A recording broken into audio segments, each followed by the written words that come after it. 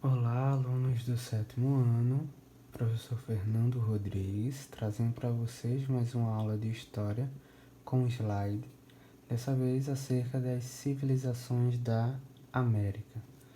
Então vamos lá. Sociedades ameríndias. O que são? Trata-se de povos bastante heterogêneos, ou seja, bem diferentes uns dos outros, constituídos por formas distintas de organização política, social e econômica. Essas distinções vai acarretar uma diferença muito grande entre os povos que são encontrados na América.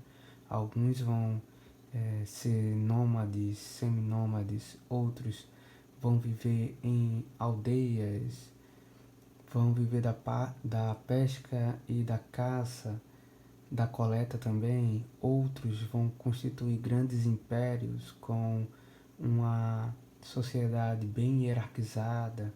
Então, essa diferença, essa heterogeneidade dos vários povos ameríndios vai fazer com que o continente americano seja composto por diversas formas de sociedade.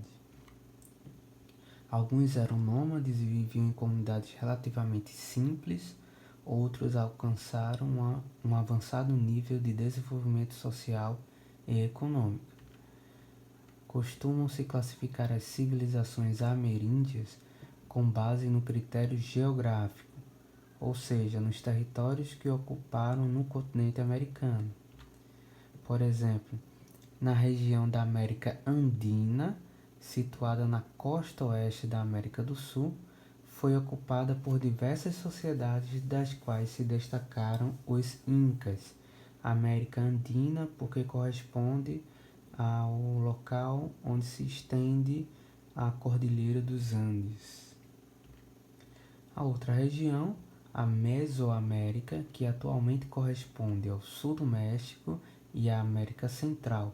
Desenvolveram-se povos chamados Olmecas, Toltecas, Zapotecas, Astecas e Maias, das quais conhecemos mais sobre Astecas e Maias.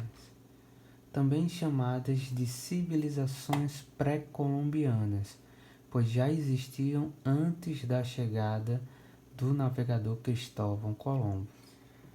Importante: as civilizações pré-colombianas produziram formas próprias de compreender a realidade por meio da observação de fenômenos naturais e do registro dessas experiências.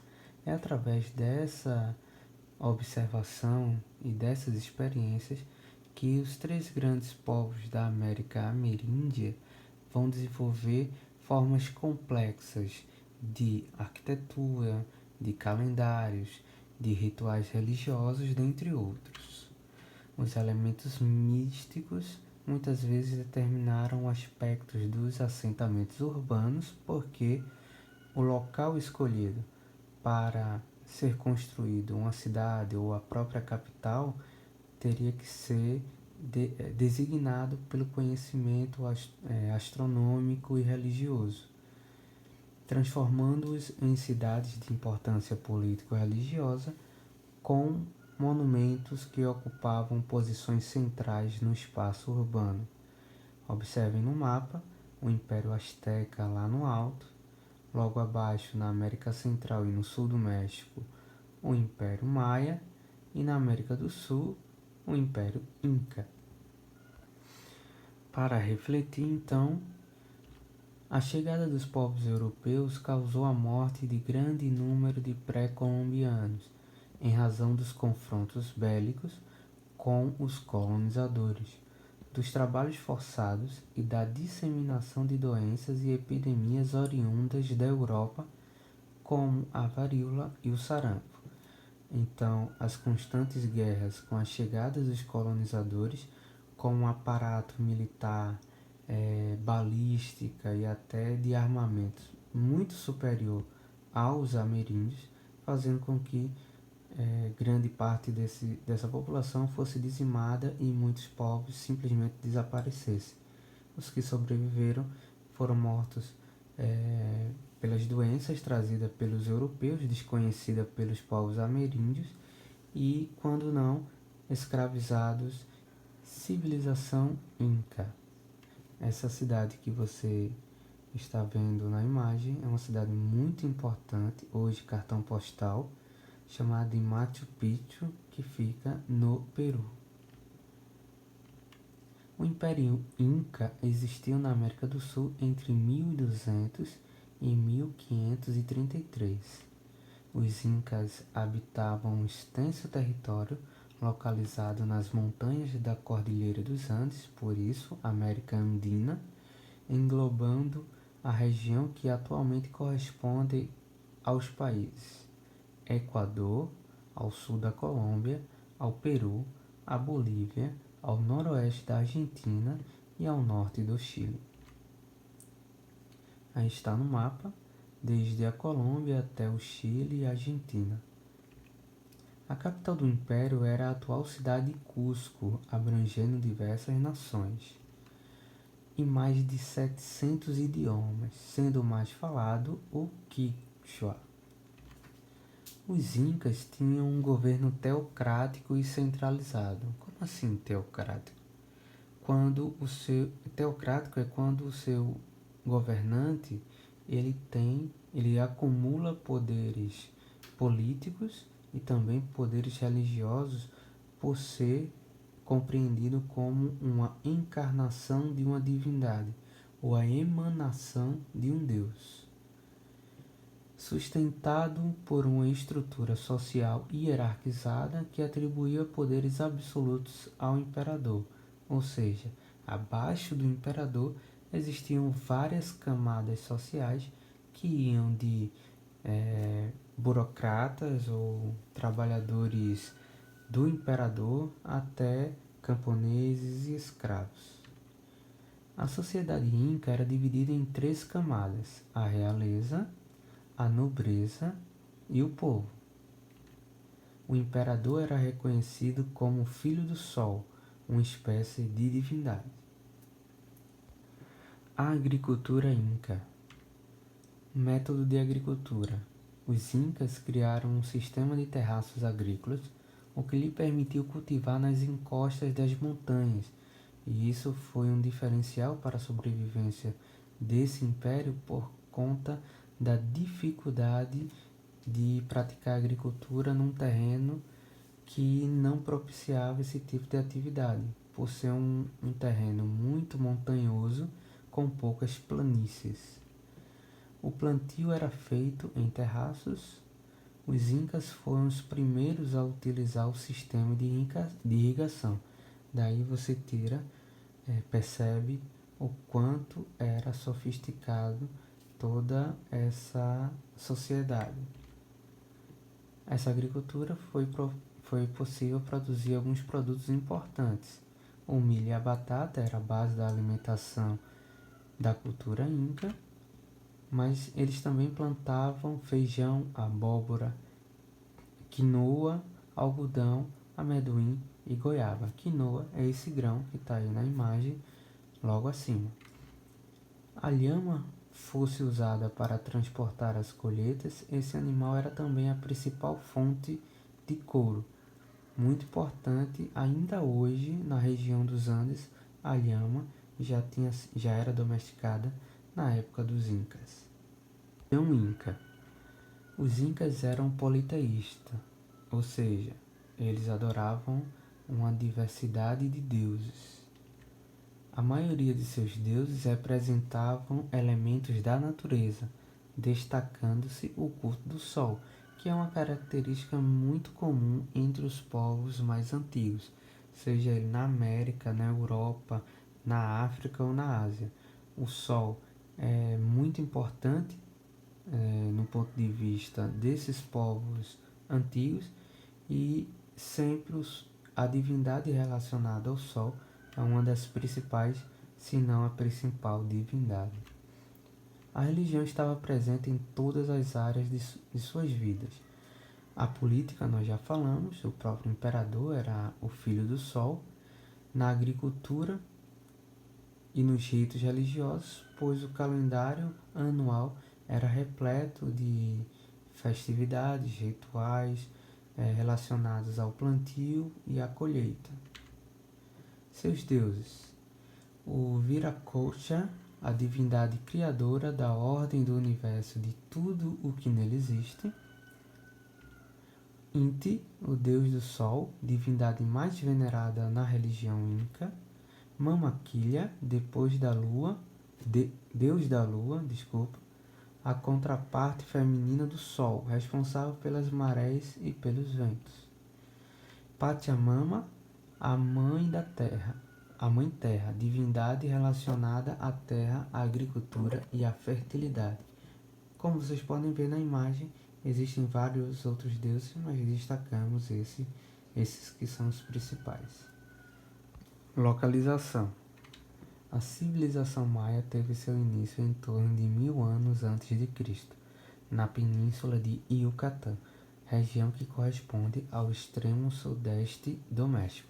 Podem observar aí no mapa, essa mancha vermelha simboliza toda a extensão do Império Maia, que corresponde ao atual Guatemala, El Salvador, Honduras, Belize e o México. Os maias viviam em uma área geográfica muito variada, com florestas tropicais nas regiões altas e nas baixas. Os primeiros grupos maias viviam em aldeias, nas terras baixas ou na selva. Então, as características gerais dos maias. Sua agricultura. A agricultura era a base da economia maia, especialmente o cultivo de milho, algodão, batata doce, mandioca e cacau. O comércio. Os principais produtos comercializados eram o cacau, a obsidiana, cerâmica, têxteis, ferramentas de cobre e de pedra, milho, peixe, chocolate, joias, calcário, madeira, cobre, ouro, inhame, mel, sal, feijão e abacate. Sua arquitetura. O aumento da população estimulou o desenvolvimento de uma complexa malha urbana, ou seja, no decorrer do Império Maia existiam várias cidades importantes, com pirâmides escalonadas, como vocês podem ver na imagem, escalonada, porque as pirâmides tinham vários degraus, edifícios construídos em plataformas e templos decorados com altares esculpidos em pedra. A escrita. Os maias desenvolveram um sistema de escrita que contava com um extenso conjunto de caracteres, pintados em cerâmica ou gravados em madeiras ou pedra. Matemática. Para fazer contas, os maias inventaram um sistema de numeração vigesimal, ou seja, de base 20, tendo em vista a soma do número de dedos das mãos e dos pés. Então, usando as mãos e os pés, os maias desenvolveram um sistema próprio de matemática. Fora isso, eles ainda já conheciam o numeral zero. Astronomia. Com base em suas observações, criaram 2 tipos de calendário, um de 260 dias, voltado aos rituais sagrados, e outro de 365 dias para as atividades cotidianas. E isso é o mais incrível porque eles não tinham contato com o nosso calendário, que veio da Europa há muito tempo atrás, e um oceano que separava os povos americanos dos povos europeus. Mesmo assim, eles desenvolveram um calendário muito próximo do que é o nosso hoje em dia. Os maias também eram politeístas. A religiosidade dos maias influenciou as práticas agrícolas, as cerimônias públicas, a arte e a cultura. A religião estava presente em todas as áreas de suas vidas, assim como os incas. Os deuses maias. Hunabku, Deus, o Criador, o Senhor de todos os deuses. Itzamna, Senhor dos céus, da noite e do dia. A ele os maias atribuíam a escrita e o calendário. Kukulkan representava o deus do vento. Kinit Ahau, deus do sol, filho de Itzamna. Ixchel, deusa da lua, das inundações, da gravidez e da tecelagem e esposa de Itzamna. Wakax, Iol, Cauil ou Nau, deus do milho e da agricultura. Kakupakat, deus da guerra e dos ritos. Os templos. As pirâmides eram construídas com pedra calcária e seu principal propósito era servir de templo religioso. A adoração aos deuses e os rituais religiosos ocorriam ao ar livre, nas estruturas inferiores e superiores das pirâmides. Entre os elementos das cerimônias estavam sacrifícios de animais e de humanos. Esses humanos eram prisioneiros de guerra, escravos ou pessoas escolhidas para tal. Além disso, ocorriam danças, canções, dramatizações e orações. A civilização asteca. Localização. Os astecas ocuparam o planalto central das terras altas mexicanas, fundando sua capital em Tenochtitlan, nas margens do lago Texcoco, onde está situada atualmente a cidade do México. Essa localização possibilitou condições ideais para o assentamento humano com boa provisão de água, flora e fauna. Então observe que os astecas eles faziam fronteira com os maias, no caso dos astecas ocupando praticamente todo o atual México. Entre 1200 e 1520, os astecas expandiram-se para grande parte do México central, da costa atlântica até a costa do Pacífico. Os astecas alcançaram grande poder no campo militar e nas relações estrangeiras com outros povos, tornando-se um império conquistador, subjugando, dominando e cobrando impostos dos povos vizinhos. Os astecas.